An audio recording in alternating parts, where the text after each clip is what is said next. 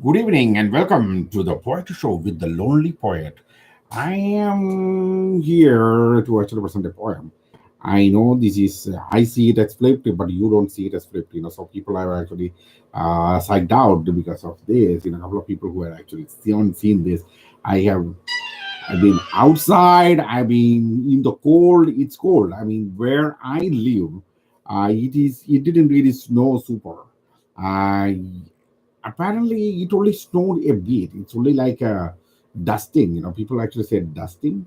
That's all I got, and it's a crazy, crazy, crazy, crazy situation down about 10 miles south of here. They had like about 6 inches of snow. I got nothing. I got nothing. Well, that's good in one way because I don't need to go and shovel. Other than that, it's a very decent Monday. I mean, I have to say, it's been fantastic for many people. I haven't seen even one person complaining to me that, oh, it's Monday, man.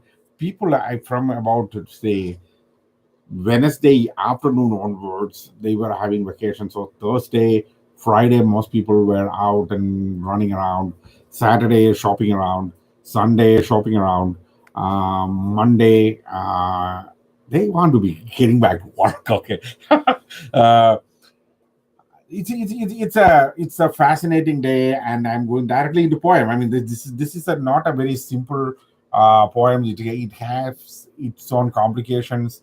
It took it took me to go backwards. So there are most of the poems I really go backwards. But this one is a little different than the previous one, where I go backwards. And Other than that, every way I was really looking forward to for some things to happen like every other day. None of those things were anywhere even close to happening. So kind of rested beyond that point, and I was here at home till about noon. Then I woke up. I was actually sleeping through the morning, and then woke up, and I was like, really, is this what this day is all about? Uh, because there is nothing, and I looked outside expecting to be having at least 6-7 inches of snow, and there's nothing.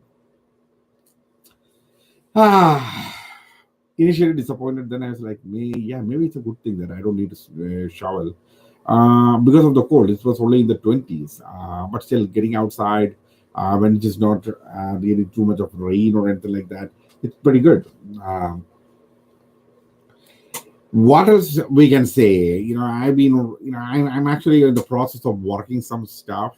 It is, I may have to go into a different direction to actually get those things really on the floor. It's not poetry. Okay, it's some other writings. So those writings are writings that can earn me money. So when it comes to me and earning money, we are not in the same page yet. So that's where things are. I mean, so I don't want to give away too much of it. I'm actually doing good. Otherwise, I felt good. This one day I feel good, and these days, I have something like this. It's a small little comb. I don't even, comb my hair. People ask me, what happened to you? This is not the one I actually carry. The one I carry is usually a black one. It's downstairs. So I have it here. So I have this one here. I don't mind. So I do this once in a while so that my beard don't look all, crooked. Yeah, that's a new habit I got. So all for the good of it. Ah, yeah. I This is a day, when I felt really young. The day started with me feeling much more younger. I may have to tell you this. I don't know whether anybody else will actually feel it or understand it in that way. Um, what I am actually saying is, when it comes to that holidays, even from when I was very young, when we were at school, There are midsummer vacations, Christmas vacation, Onam vacation. So Onam and Christmas, that's only like 30 days, 10 days. Excuse me, I need to drink some tea. Um, okay, I don't want to lose the chain of thought. That I'm taking a quick sip of tea. Onam is a state festival in India, in our state, where every religion, irrespective of religion, caste, creed, everybody celebrates Onam. It's a fantastic festival. I love that. I love Onam because it's not super hot during that time. It's after the rain. Once we finish the rainy season, most of the paddy fields will be completely. It's like Thanksgiving. I mean, because the paddy fields will be completely ready to harvest. Looks very green. Everything is green, and after the rain all the sprouts will be coming out, and there will be a lot of flowers. People actually have festivals. A lot of people get outside, people go out, but here it's not like that. Thanksgiving, most of the people are not really outside, but there it's around the year. It is like summer. So I'm actually not comparing anything with here, but that festival, it's not religious. That's why I said Thanksgiving. Thanksgiving, I don't know whether anybody actually takes a religious touch to it or put a religious touch to it, but everybody celebrates it. Right? Jewish, Muslims, Christians, and different sectors of all this religion, Hindus and other Buddhists, who are coming after that. They all celebrate Thanksgiving. Uh, the thing is, when we actually go into that holiday feel, that's for Autumn. For Christmas, it is Christmas. And in our town, there is a major Hindu festival also get associated with Christmas. It's not part of Christmas because there are two temples. The belief is the deities in those temples are two ladies, and these are sisters, and they are in two different parts of the town. So on a specific day of the year, those deities will be brought, taken the idols from there. They will take them and bring them in the middle of the town so that these sisters can meet. That is the original thing, and based on that, people have about a 10 days of festivity. The last day is when there's fireworks. Almost every day there is big fireworks. So that festival also get towards the end of the year, the New Year. So when I was very young, New Year was not a very big relevant thing for us. This festival is important because uh, the temple. There's a temple right. One of the temples was right beside my house. So we go, and these 10 days there are like music, poetry, song, storytelling, things like that, and the elephants, and they bring our other elephants. But that temple did not have their own elephants, so but they rent elephants. There are like another 5 or 6 of them will come on. It was awesome. But when you go for the summer vacation, this is where it comes to. Summer vacation, there is not associated with anything because we finish our exam. There is a last, period exam. That means okay, that summer when you before we call it midsummer vacation comes towards the end of March. Uh, there is that major examination because the class will be ending. Schools are closing. The school closing examinations will be coming, and you have to write that examination. You have to pass it, otherwise you will not go to the next grade. So even from a very younger thing, we have to pass that. Otherwise, you'll get stuck there. So that examination, right after that examination, you go into that summer vacation. Once you finish that and you come back home, in your heart there is that feeling. There's this heaviness in your heart is taken because tomorrow you don't have anything else but to have fun. I think now you know what that feeling is. That is the feeling you get when you go on a Monday to a mall after Thanksgiving, because that's the day when you actually deciding, okay, here starts the holidays. Everything is decorated. There is Christmas decoration everywhere. The music have changed to, holidays, the holiday music, connecting to all kind of religions. I have heard Jewish songs, Christian songs, all kind of different kind of music associated with and even pop music connected to Christmas. That's those are the things that get played there. So the whole feeling will be, this is the time to have fun, this is the time of joy, this is the season of joy. um, then you have that feeling in your heart, and that's what I felt today when I went out. That's what I felt. It was so fascinating. I went to one mall, and then there's something happened in the mall towards the end of the show. I'm going to say that. That's how I'm going to end it. That's where I said, okay, I go backwards, because each and every time I associated things that happened in India. And when I first came to United States, when I was here in Milwaukee, that was 20 years back. The first Thanksgiving was a very, very, very confusing Thanksgiving. If you hear this story, you're going to like it or you're going to hate it. um, I may have to bring a name of a person in this in full. uh, However, before I go into all that, when I first came to United States in 1998, by September end October, I was transferred to Florida, and I was in Florida during the Thanksgiving. But at that time, I was actually dating somebody called Megan. This is, you don't want to ask me who Megan was, okay? Maybe when somebody really want to know about Megan, you may have to come in flesh and blood in front of me and ask me, who is Megan? I'm only saying the first name. I have a very bad habit of saying last names and getting into trouble, but I'm not saying that. Megan, I wanted to see Megan. So I told my company, I need to go back to Milwaukee for Thanksgiving. They said, we arrange every ticket and everything. And on Thanksgiving, I'm coming back. My friends, everybody who was there, they told me, don't go. But I said, okay, man, the traveling is going to be fun if there are a lot of people. And I understood, okay, it is hell. Okay. I went to Fort Lauderdale Hollywood Airport. I think the airport name is Hollywood Airport. And I went there, and I was trying to get into the plane. I gave the paper to the ticket agent, and I need to check in my baggage. And I was trying to check in the baggage, and the agent said, hey, wait a minute, you cannot check in the baggage right now. I said, what? You have a reservation, but nobody bought a ticket.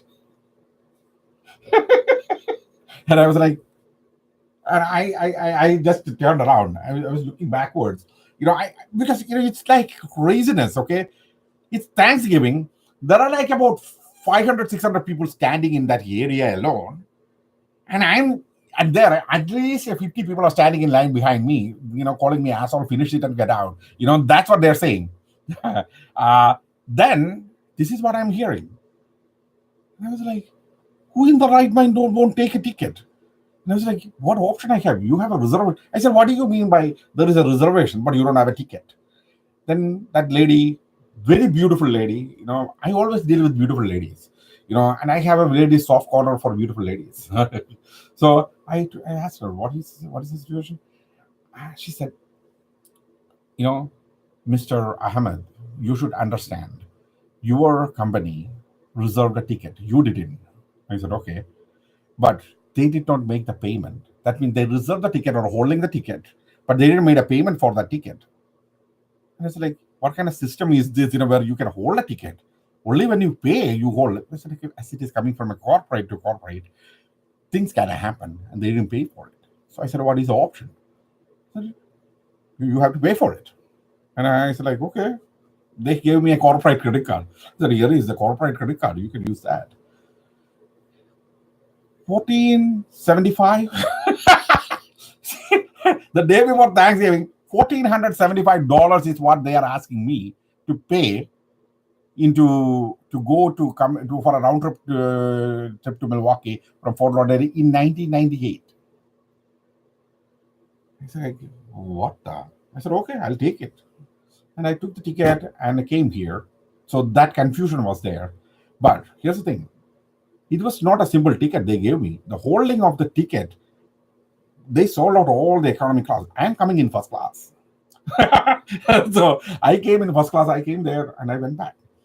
But we had a ton of fun here. The first time in Thanksgiving, I came here. I was with about 15, 20 friends. We had big parties. I didn't even get one bit of turkey, even though I wanted to eat turkey. Eventually, I was like literally telling people, dude, can I have a piece of turkey? And they were like, you're a vegetarian. Because I was a vegetarian at that time. I don't eat any meat. I said, it doesn't matter. I need to eat a piece of turkey. When somebody eventually gave me a little piece of turkey and said, you can get a taste of it. I took a chew out and I said, okay, yeah, it was nice that I didn't eat it too. Because it was a big party. I arranged the party though. Yeah, it was very nice at that time. When I went back, I actually said, then this is the name. I said, okay, I am bringing a person. I don't care about Megan anymore. It was just a nice time with the lady here. But when I went back, that's where I'm saying I called my manager there, the person who takes care of things, and I called her and said, okay, I told you I need to go to Milwaukee, and you didn't tell me that I'm supposed to take the ticket. She's like, there was a ticket. I gave you the paperwork. I said, okay, you reserved the ticket. You didn't actually give me book and took a ticket. She's like, what? I said, that's only a reservation. You didn't check that. She checked that and said, okay, I am extremely sorry. I said, it cost me $14.95. I still remember the name. $1,495 to get a ticket to go to Milwaukee and come back. You know how much is ticket at that time, to go to from Florida to here? It's like 95 or $100 for a round trip. And I was like, I paid that much times more and to get this. And she's like, stop yelling at me. I said, wait a minute. Wait a minute. You are supposed to get me a ticket and you didn't do your job and I cannot ask. And when I'm asking, you're telling me that I should not yell at you. I said, actually, I'm not yelling at you. I'm just speaking to you.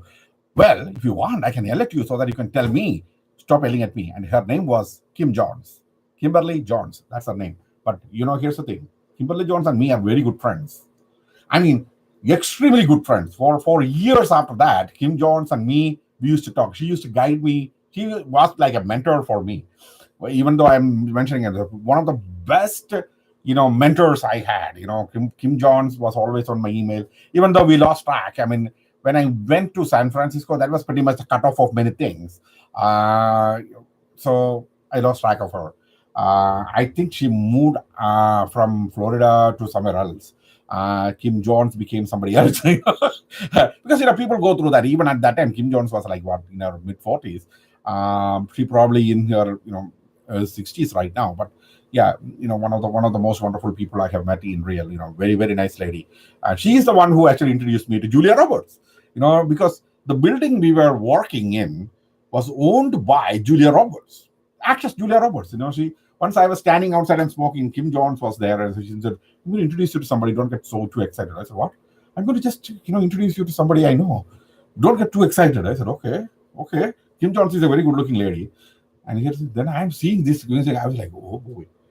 I always say this thing, "Oh boy." She was like, "Okay, Kim, what is going on?" The smile, and I was like, "Oh my god." At that time, we don't have mobile phones or cameras where you can take a quick selfie. And I was like, "Okay, very nice to meet you." I shook her hand and said, "Okay, very nice to meet you." That happened. So she once in a while comes there. I mean, she has some sort of a setup there to live. So she comes walking around. So that's what, she wasn't just a sweatshirt and, you just rolled right in. So now coming to future dream. Okay, now these are all past. Now you should know when I actually talking about a lot about the past that I'm going to come to the poem with all these things in context. Okay, where are our time things? I need to see a time.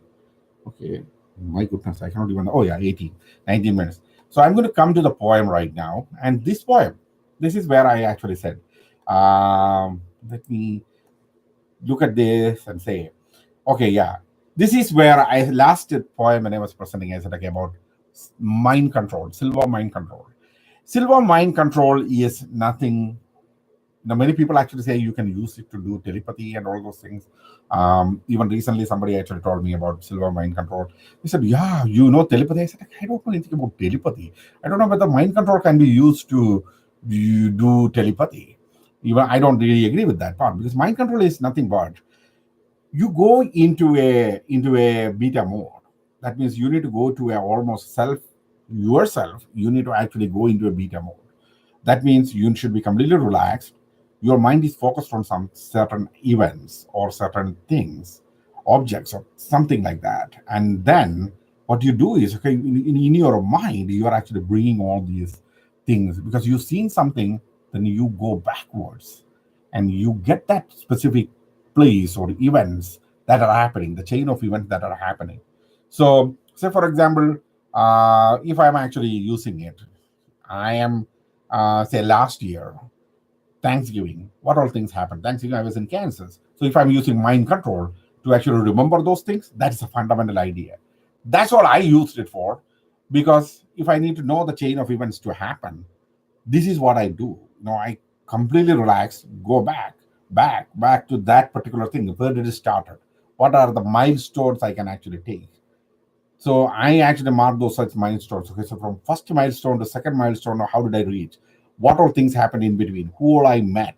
So these key scenarios will actually come to your mind. So that is you're recollecting and rejuvenating. And actually, that's one of the things. One of the person I actually met a long time back in India told me you are rejuvenating your mind to that specific event. So it helps you to be a good observer. So it helps me in a poetic type where I've been through walking through, say, for example, like I said, Thanksgiving. See, I'm actually going to for Thanksgiving, so I was in a very very tight situation.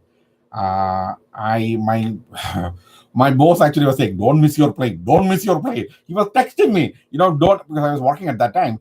Don't miss your plane.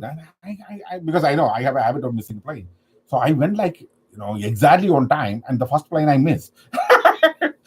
But they put me into another plane, and I got into that plane and gone. So it was awesome. And so that tension whether I'm going to miss the plane, whether I'm going to miss the plane. In between, there are people who are calling me. So that's why who all called me because some of my friends who are actually following the astrological events, they actually called me and said, okay, there are astrological events that are going to get tightened because of the it was Mercury retrograde, and the Mercury retrograde moon was actually acting up or something like that. That event was happening. That's when I'm flying. They said keep us posted if any developments happens, if something goes, you know, just whether you get an upgrade. That is a fantastic one because I went there in a Thanksgiving, right before Thanksgiving. There's zero chance of anything like that happening, but I got bumped from one plane where when I went there, I was late. They said, okay, I can put you into another plane. Chances of that happening is rare in a Thanksgiving time because there is not going to be a seat. It's full. All the planes are. But I got a seat. So that was the lucky break. So lucky thing should have happened. That's what they said. Speed talking. I'm speed talking because I know I need to get this thing to move around 30 minutes. I don't want to bore people who watch this. So those kind of things, what all are those even? Who all called me? What all they were saying? These things, right now, a year later, nobody, even the best memory person will not remember what was the exact words those people actually spoke. The easy way to do is relax your mind, put your mind exactly at that situation, then come back. This is all silver mind control from my understanding is all about. There are people who says you can do based on this, you can actually put and communicate with those people.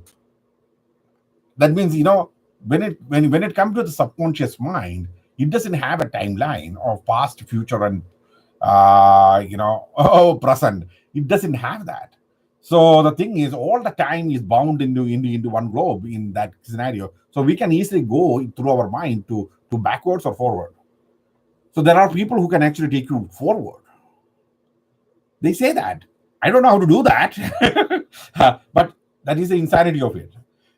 So that's what this poem originated. The origin of the poem is from there. How do you achieve that? If in case you want to achieve something, the thing is to go backwards. So I, even though my explanation was very vague in that, this is what I'm saying. One need a lot of practice to do this. Of course, Silva method and all I left long time back. Now it is lonely method. That's where you go. My method is this. This is a method I'm comfortable with. Anything else that happens, I'm not. If I'm not comfortable with something, I won't do it. And start and well, that's how I took an idea, which was run away from love life. Last poem before the poem was presented, I said there is, and even two dashed a couple of poems, and I said I'm going to actually do a back to square one run Okay, so when that is happening, that means away from all that, away from all that is right now. I like a person, that person is not into the position of liking me back. I'm actually at the twist of it, a career, twist of a career. That means, okay, from a contractor mode I'm going to a permanent mode. So that change is happening. There are other things that are happening around which is not very pleasant. So but in all this confusion, uh, anybody else who is in my situation will go absolutely crazy. I may have to tell you, they will go insane. If the one great thing that happened in all this was, okay, a couple of years back, I was actually telling Arina Matviva to come and join me in the United States. And before that, there was Mukushla. And even last year, the entire year, this year, last year or so onwards, entire this 1 year, I was actually trying to get in touch with a girl, which I was actually saying in this. The good thing that happened was none of these things really worked, because if something worked, in that area, I'll be having just not me to deal with. I'll be having that opinion also to deal with, which would have completely changed the whole thing. I would have been, at the edge, and in that way, I may have to make bigger compromises, which I really don't want to make. So that is one of the things I'm actually talking about in this poem. This chair is really not comfortable. Let me just, because it's kind of bumbling up. That's why I was like, ooh. So, uh, that change. So all these things are happening. So only area I can look forward is the future. Now I am coming to the poem. I may have to read the poem, because I'm not going to tell you the exact poem inside, like many people, even Chris, the one who constantly watches my show, even Chris told, you don't need to explain the poem, because they want to know the poem. And a couple of others also said, okay, don't give that explanation. Just read the poem. Let us get the poem. How did you reach that poem? This is how I reached the area where I can write that poem. You should understand. Then I wrote something. It is not exactly what, those step by step, if you go through it, it is not exactly that I wrote. See what I wrote.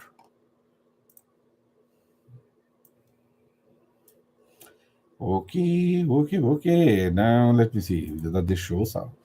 There you go. The name of the poem, as you may say, usually I say this: The Future Dream. One after the other came ashore, waves of lake, relentless passion, even when winter upon them danced, to touch the shore and roll back in haste, without touching, braving the cold wind with a smile I watched. With some wild goose still stood by, watching me in the early winter days that came in haste, and go thrown out of the northern woods, screaming the curses some long lost lover left before suicide. Look back at the so called mid-20s days of mine. Oh, those days when, as a potter, I imagined and made fantastic vases, many adorned in their lives. Then, as a weaver, myself I imagined and weaved baskets where many kept all their valuables, and some kept their dreams along, not to be lost in the haste of time. When leaving those days to my own conscience, I asked, what did I forget? And he replied, a dream for future days. The world ran, I ran along, life unfolded, and I unraveled. As I am no king who oppressed the kingdom of fame, I am no pauper who begged for a bowl of trash. Still, the party of life took me and through masses danced. Still, some nights I listened, looking at faraway stars. Silence remained my conscience all through the wilder rides. The potter and the weaver wrote many verses, through my smiles I wrote. Then one day, a natural smile through masqueraded colors I saw. Ah, the soul swayed, heart stopped, and only footsteps of myself heard. Through the vastness of my own experience, I searched to walk away. Many ways I chose, and decided to run and run and run. Then the long silence, conscience broke and said, "You found your future dream."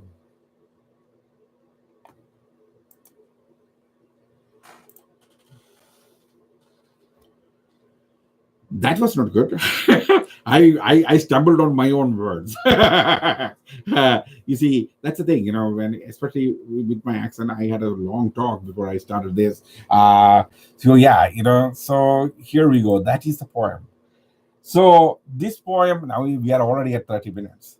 This poem can come as that. Or say, for example, I am actually looking backwards into some of the times when I actually imagined as some people, somebody else who, even though I know this is not who I want to be. Say, I only said the weaver. The weaver part is pretty nice. I have seen people making baskets in coming into my house, and they make baskets there. And my mother actually tell people, yeah, you come and make the basket here. You're not going anywhere. She will give food and she will give money for the baskets, all those things. So those ladies come, and it's so, if you see them making those, it will be like you will try to make it, and you can never do that because their skill and talent, is perfect. So all those, and the pottery, of course, I tried making pottery myself. It never worked. It never, because there is no mechanical or machine run pottery thing. You have to do the running, then it runs. I can never get it to run. uh, so those kind of things. I'm a person who tried everything. Even though there are some, at least one pot. I think I made one pot once. And after that, I said, okay, I wanted to do it one. Yeah, I remember. I wanted to do it once, and I'm done. Okay, I wanted to do it once, and I'm done. So those kind of things, this is like, there are real life events I'm actually falling back to, and then I'm actually taking a different meaning out of it, and that's what I brought down to that thing. You found your future dream. Mm, I took a couple of words from very recent events. Like, one of them is mid 20s days. Mid 20s. That's not exactly my words. I put it in quotes. Mid 20s was used at me by somebody else and masqueraded by color. So that is pretty much self-explanatory. That person know who that is. Now, I hope you understood the poem. If there are questions about the poem, there are areas of the poem which can have some vagary, and I hope you are going to ask me if you don't know. Don't assume things, okay? And I'm going to actually end this show by saying this. Earlier today, this is the other part I'm coming down to. Let me take a little sip. Earlier today, I went to a mall called Mayfair Mall. Uh, the reason why I went to the mall was, okay, I want to take a different approach from the mall, which is very nearby, to that mall, and not bother somebody. But later I will tell you all those things. But I went to mall, and something happened there. I was walking through the mall, a lot of people, and right behind me, I can hear maybe 15, 16-year-old kids, two boys. And one of the boys, the profanity that is coming that is coming from him was so much. I kind of, I didn't really look back, but I kind of took a glimpse at them, and I understood, okay, these are two boys. And the guy who's actually saying this, he's a very good looking chap. I mean, young guy, very good looking kid. Young girls will fall head over heels for him. He's that good looking. And the language coming from him is like so arrogant and so bad. I mean, it is profanity, absolute profanity. Some of them I cannot even reply. But this is a funny part. After some time, I kind of lost them. They were not there anymore, so I was just walking around. I totally forgot. But when I was about to come out, these guys are there behind me again, and it is it is a different thing that I'm hearing. I may have to sing it out, otherwise you're not going to understand what exactly it is. And the song, to be honest with you, before I sing the song and all those and end this thing, let me tell you, it reminded me of myself in that age. At that age, I was like in the finishing high school. Um, Me and one of my friend called Biju TR, he passed away. He actually committed suicide long time back, in 2003 or 2004. He committed suicide. He was one of my very close friends. We used to hang out all the time, during, especially during my high school time. Um, me and so the profanity he used to say, he is the one who actually used to saying that, poetry at me. Sri Ram, there was another guy called Sri Ram here. Sri Ram and him both says, okay, you use poetry to actually, it is poetry that comes in profanity. So that's how, the poetry thing came into my mind the first time. So I make up things and say bad things about people. It is so bad in absolutely profanity. And actually, it kind of reminded me of myself, even though that kid was like about 120 times, cuter and beautiful than me. That's why I can use the word beautiful, because he's such a nice kid. So when you look at him, you won't even believe that this is what is coming out of his mouth. That was the same thing. Many people actually say, how do you say these things? So I said, then when he was almost very close. So when I saw them, I slowed down so that I can hear them again. But they are singing. This guy is singing. This is what he's singing. I hope I won't start laughing up the through. It is funny. This is what he's singing. I wish she's a fucking bitch. I wish she's a fucking bitch.